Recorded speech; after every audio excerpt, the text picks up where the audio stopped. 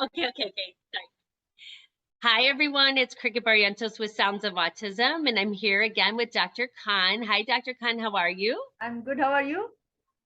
Good. We're here today to talk about Spectrum Talks and Tips International with our co-host, Dr. Khan, who's a clinical psychologist, psychotherapist, speech therapist, and much more in Pakistan. Dr. Khan, I know you have an awesome presentation for us today. Do you want to tell us a little bit about it? Yes, today we are going to talk about fine motor skills, that why fine motor skills are important and how to improve fine motor skills. So I think we should jump on the presentation. Okay, so we are here and I just prepared a very attractive presentation for you all, and it's about fine motor skill. And let's define what is fine motor skills. Okay, so as you can see from the pictures that I added pictures with the presentation so that you get the idea what are fine motor skills. So you can see over here that the children are working and they are using their hands. For example, over here the child is trying to just touch something, the child is trying to hold something from the box, a child is playing with the ball, a child is putting the ball in the in the hole, in the round hole. So these are some kind of fine motor skills. So let me define the fine motor skill for you. Fine motor skills involve the use of the smaller muscles of the hand, commonly in activities like using pencil, using scissor, construction, Lego activity, and opening and closing the lunch boxes. And I already explained that what are fine motor skills according to the picture. So fine motor skills are important because we are using our hands in fine motor skills. So what skill are you could say according to our academics and play activities? Let me explain according to that. In academics, we talk about our daily use of academics. It could be pencil skill, for example, scribbling, coloring, drawing, and writing. Scissor skill like cutting, pasting. In play activity like construction skill, using Lego, puzzles, train track, dressing the doll. IT use, for example, mouse and using the keyboard and stuff like that. So these are academic skills, which include fine motor skills, in which we are using our hands, our total hands, our using our hands, our thumb, our fingers, our hold hand, our grip. So these are our fine motor skills. So I think you are getting a little bit idea why fine motor skills are important. So let me give you another important orientation about the skills, that is self less care skill, and you will get the idea why fine motor skills are important over here. In dressing, like tying shoelace, doll up the dress, zip, unzip, eating like eating something, and opening our lunch box and opening our food bag, and for example, hygiene, brushing our teeth, brushing our hair, and toileting and stuff like that. So we are using our hands to do all this activity, and with hand, whatever we are doing, these are called fine motor skills. So let us give the idea, if we cannot do these things by using our fine motor skills, what could be the difficulty we could face? So you get the idea why it's important, and then we will talk in detail according to different activities, that why fine motor skills are important in different activities, or what are the indication, or why how we are using fine motor skills in different activities. So if you see that a child is avoiding some activity, or they don't want to use their hands or fingers in some activity, for example, they cannot perform some physical activity, the child don't have interest in physical activity, and they just want to do something on keyboard, or they don't want to use their pencil, or they don't have a scissor skill, or they're being bossy and asking other people to do their physical activity, and they just want to sit there, it means that the child have difficulty in fine motor skill. Next is, if the child cannot press a button, the child cannot fix a lunch box, a child cannot the child cannot dress themselves, and child is waiting for their parent to dress them, and also they cannot clean their teeth, or they are waiting for their parents to clean their teeth, it means that the child have problem in fine motor skills. So over here today we are not going to discuss about why the fine motor skill, what are the developmental milestone for fine motor skill. We just discussing the importance of fine motor skill. So little bit the importance, like we already talked about how we are going to assess that a child have fine motor skills. Now let's talk about why fine motor skills are important, because fine motor skills are very essential to do our everyday activity like academic skill. Without these things, the child would have a poor self-esteem, because he cannot complete the task in daily activity. For example, if your teacher asks you to open a lunch box, and child is sitting in a classroom, and the child cannot open the lunch box, it means the child is going to feel embarrassed about this, and teacher would say that you are so lazy, why you're so being fuzzy, why you're so lazy, why you cannot open your lunch box like other children are doing. And if a child is not able to be independent and lot of skill, for example, wearing the dress, or the child would feel embarrassed in front of their friend. The child would feel embarrassed in front of their teacher because the teacher asked the child to rub the the whiteboard, and the child is not able to do that. So it means that if the child is not able to do these things, that it is going to impact the child whole activity and whole life. The child would not have any kind of confidence, and the child would say that I cannot go and do something and stuff like that. So it means that it is important. And why it is important, let's talk about more eye hand coordination. Eye hand coordination means that, for example, I have a cup and I'm able to move my hand and move my head according to that. So it means that this is called eye hand coordination. And if you talk about those children who have developmental delays, who cannot talk to each other, who cannot use their two hand properly, and who cannot look toward anything, it means that the child have to develop eye hand coordination. So that if you ask the child to hold the glass and drink from the glass, the child is able to do that eye hand coordination. Next thing is pincer grip or tripod grip. It is very important because in a lot of activities, for example, this is mobile, then I have to use my hand with that. I have to hold my hand with the mobile, so it is important. Tripod grip, it's more mainly important in the writing skill. So a child need to use his two fingers and one thumb to hold something, to hold a pencil. And it's also important for adult as well. It's not just about the child, it's also important for adult as that adult is able to hold the thing properly. Hand dominance, when we're talking about children, then the child or the parent should know that the child is using their their left hand or the right hand. So that's why the fine motor skills are important. Then the bilateral hand coordination. So if I'm holding the mobile phones, I'm using my both hands. So my both hands should be working in accordance to each other. So that's called bilateral hand coordination. And it had manipulation of gross grip. Gross grip is holding something like that. So I'm holding my mobile phone like that, or I am holding a cup like that. So it is my gross grip. So now you're getting the idea why fine motor skills are important, and how we are going to understand that what are fine motor skill and why fine motor skill are, where are we using these skills. So uh, this is why it's important. So let's discuss about the skills in activities. So you will get the idea that why it is important, and then you get the idea that it's important, then you will definitely work on that, and it is very easy to work on that. So let's talk about self-help activities, self-care activity, self-help activity, which include dialing the phone, turning door knob, keys and lock, putting a plug into the socket, buttoning and unbuttoning the shirt, opening and closing the zip, fostering snap or buckling up, trying shoelaces, brushing your teeth, breathing, swallowing, and using the toilet, etc. So we are using our hands in everything. And some children who have developmental delays, or who are on the spectrum and who have a poor hand grip and poor fine motor skill, or poor eye hand coordination, or poor body posture, then definitely their muscles are very weak, and we have to work on these muscles to get a proper and good grip so that they can perform daily activities. And like we are talking about all activities, why these activities are important. So if it is in self-care activity, let's discuss about cooking and eating, that why it is important to have good fine motor skill or proper or improve fine motor skill. If we talk about cooking and eating,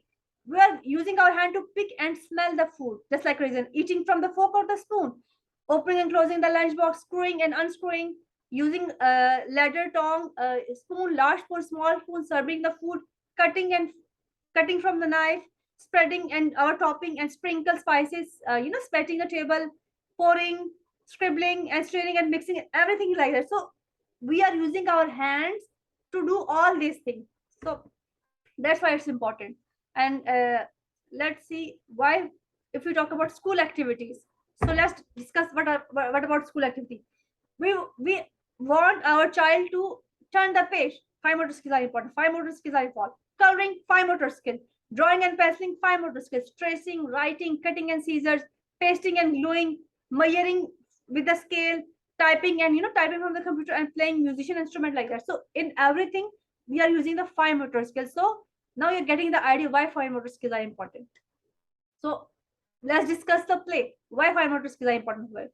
For example, stacking the block, shaking the rattle, working puzzles and dressing dolls, playing with puppet, sculpturing, putting together trains and car track, building the Legos or other construction toy, playing board games, and construction small pieces and playing video games and joystick and stuff like that, and even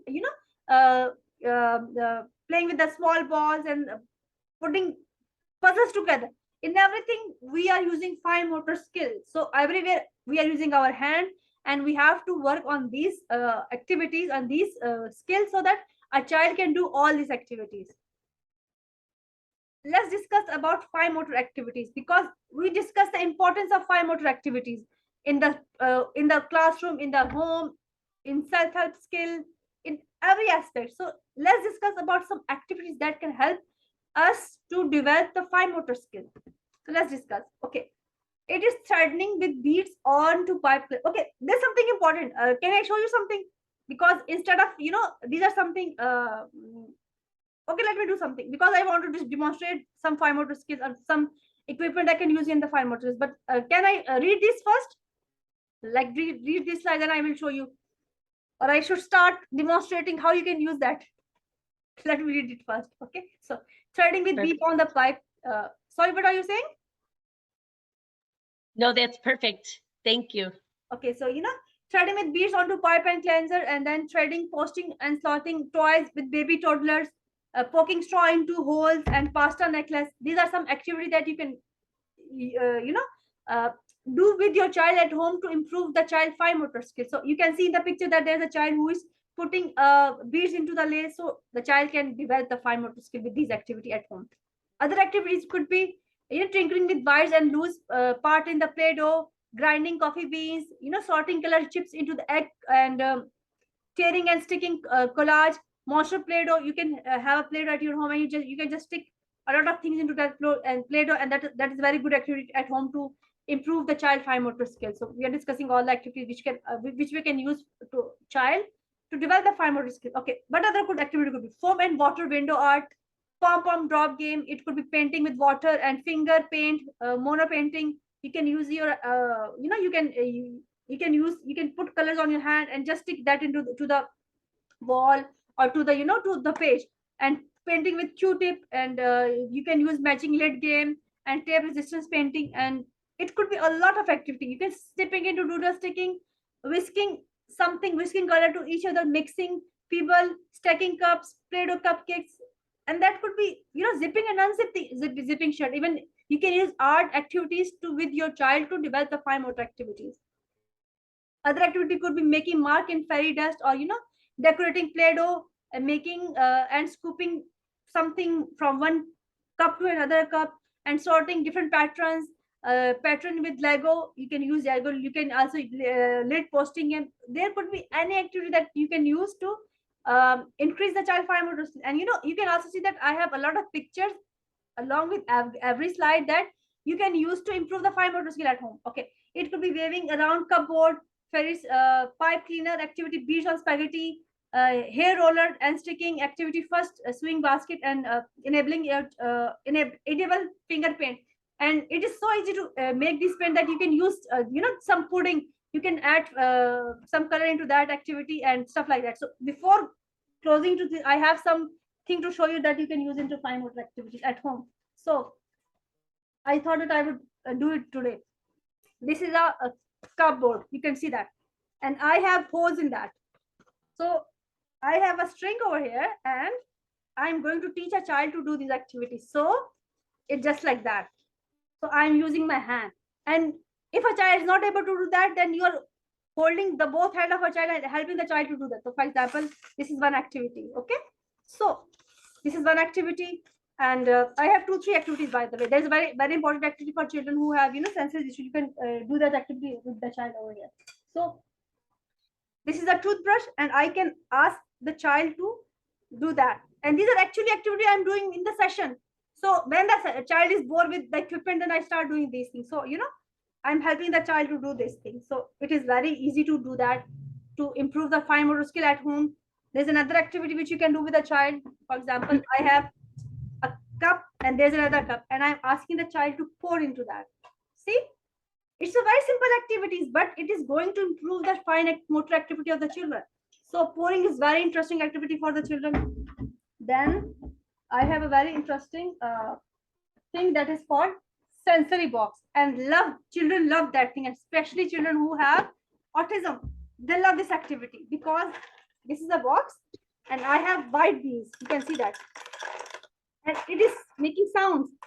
And children love sound. You already know this. So I have two, I have two things over here. So I'm working on multiple things over here. I'm asking the child to use the spoon. If a child is not able to use, then I'm helping the child. Helping means I'm holding the child's hand and put in this one. So using the spoon, eye hand coordination is improving. The child, sitting span is also improving. So pouring from this to this, you're getting the idea. So the child love this activity. You can put anything over here. Over here, I have white beans and pistachio. So you can change the activity, and even I have something else also. This is eggshell, and you can ask the child to put into that. So these are so many activities you can do with the children, and these are actually I'm doing session, so I'm doing this activity with the children. So I thought that today it will be a very different thing to add this thing into the session. So I think that was an interesting thing by showing you the live thing, because you could go from anything to anything. It means that you can be creative. Fine motor skills are very important, and to develop these skills, you don't need to do a lot of things. You can just use small activity to improve the fine motor skill. So I think it was small presentation this time, but I think it is very effectful. It is very impactful factor. Dr. Khan, I did have a couple questions for you. I mean, first of all, great job on your presentation and your teaching. It's affordable, which I love. It is affordable, yes. Because families have all of these things. You could take a dressing for a salad and you could rinse the bottle out and have them fill it with water, or, go back and forth. Like, there's so many things that can be done. But, my son is 20 years old now. And I know when he was first struggling, because I wanted him to do it fast, I just wanted it to be done, I would do it for him. And I learned quickly that he wasn't learning fine motor skills because I was doing the job for him. But then when he would go into class, he was struggling because I did that. So, I encourage families, take your time, be patient, and allow this child, even if they don't have autism, just, intellectual disability or fine motor skill development delay, to give them the opportunity to learn those things. Because once they learn it, they'll probably be better at it than you are. The second thing is with water and with the string and with pencils. Yeah. Sometimes it has nothing to do with the task. It has everything to do with the sensory, right? Yeah. So like if they touch the pencil, it might not be comfortable for them holding it in a tripod hold. Yeah. And they might hold it like very lightly. Like you couldn't even read Landon's writing when he was young because he didn't put enough pressure on the pencil to draw, because he didn't like the feeling of that. So those sensory things, before we even move on to something like the fine motor skills, we have to work through the sensory issues, right? Because that's I show you that sensory box, that is actually meant for these things, because they love, there's a lot of sensory toys for that. The child could do this activity for 20-30 minutes and without getting distracted from that, because they love the sound. The child love the music, so pouring from one thing to other thing. You could have a transparent bottle for that. It's very affordable activities, because why I told you why fine motor skills are important, because I just told you why we are going to in which area of life fine motor skills are going to affect if you don't work on that. Because and if your child is small and the child is not able to hold something, and you see that the child hand is very the child look like very fragile, so you have to start working on that, because why the child is not able to holding something. That's why I showed you the spoon, for example. This is a spoon, so the child cannot hold the spoon, so you have to hold it like that. You have to use a Play-Doh. So that is the reason I give you a lot of activities, and that activities you can do this activity at home, and it is so affordable actually. The point is that in therapy session that the child would come to us for 20 or 30 minutes, but what the child is going to do at home? The parent would say that the child is doing stimming all the time. The child is spinning their body, the child is flapping their hand. Why don't you make this activity for the child? And if you are working in the kitchen, then just give this activity to the child, and you just do your own work. The child is going to do their own work. So you both are working together actually over there. So I think it's very easy thing to do. But and maybe before that, when you don't know about fine motor skills, why it's important, and what you could do about that in the activity, you would see that actually the painting thing that is going to help the child to do a lot of things. So I think the activity which I mentioned and the things which I show you, that's what why I show you everything, because people should get the idea that you have a lot of things at home that you can use them. So that was this thing was at my home and I'm using them actually, and child love them. And Dr. Khan, if they have an issue with doing something with their motor skills, like they don't know how to grip the spoon, we call it hand over hand, verbal prompting, visual prompting, independent, right? So we want to show, right? I always say, tell them, show them, Yeah. do it with them, and let them do it, and then you review their behavior. It was good. You did a great job. Reward and recognize, reward and recognize. If they didn't do it right, don't say good job. Just say, okay, let's do it again. And then coach them through it. But tell, show, do, review. And how important is it to repeat this over and over and over? Because short-term memory, we may not gain it, but when we do it over and over, we might get it into our long-term memory. And once it gets there, these kids will do amazing things. True? Yeah, and that is the point. When we talk about something, for example, let me give you the example of feeding therapy. I was working with the child, and the child started doing that thing, but sometimes the child was not eating something. So I tried everything. The child was not eating anything. Then one day I tried to change my strategy. I asked the child to put the food in their mouth, and the child was not doing. But the moment I put my I put that spoon in the child and ask them to do, the child immediately starting that, because the child don't have the muscular memory for that. So when we're talking about muscle, then it's muscular memory.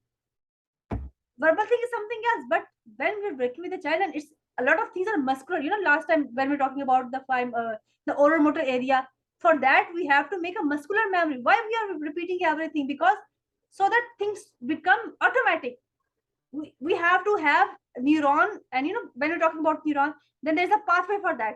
So for activity, we need a pathway in our brain. So it means that when somebody's asking us to do something, then our muscles know that we have to do that thing, and for that we have to have the repetition of that thing so that it can become automatic. So for this thing, you have to do some physical. I mean, prompting is going to help, but it's physical also. You have to help the child to do these things, and the child will get involved in that thing. The more the child will get involved in that thing, the more the child will learn. And that's why I give the variety of things, so that the child could learn from variety of things. So asking your child to eat something, do something, holding the pencil. If a child cannot hold, then we give them we have these kind of I don't remember the exactly, but just you have to put the pencil and you have to that gripper. Oh yes, it's called gripper. We have gripper for that, so it's very easy for a child to write with a gripper.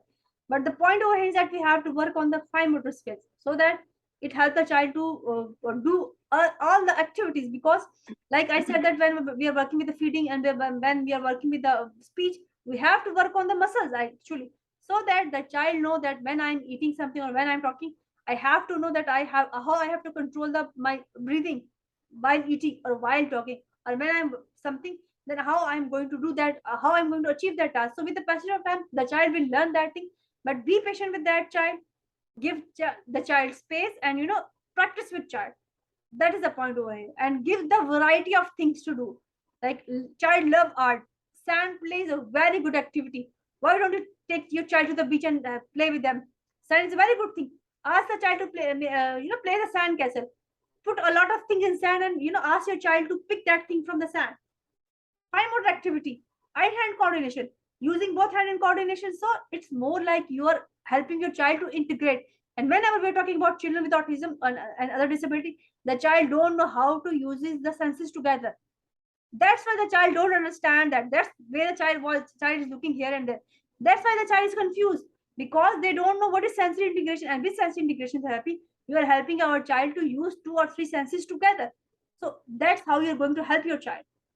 Dr. Khan, when you say the child has two different like sensories or whatever, and they don't like connect, right? What causes the disconnection? What is causing that? Is it the neurons, like you said? Is that what's causing it? Like the neurons aren't communicating with each other, or you have to connect them? Like, how does that work? I'm talking actually about senses, actually senses, eyes, the touch, the smell. Then the children don't have integration with these things because they have senses issue. They have very they're hypersensitive or hypersensitive. Like they're sensitive over here, they're sensitive to touch, they're sensitive to sound, so they get distracted with these things. They would Yes. smell things very strong, like, and why a child are screaming starts may put their hand, because when we both are talking, then maybe our listening capacity is 1 megahertz or 2 megahertz or 2 times or 3 times. With these children it could be 10 times. So that's why they are afraid of noises. That's why they are afraid of machine noise, or grinder and things like that. So we have to help these children, because there's a very common thing about this, which is called executive function. So executive functions are planning your whole day, planning decision making, and helping you out, how you're going to function in the whole day.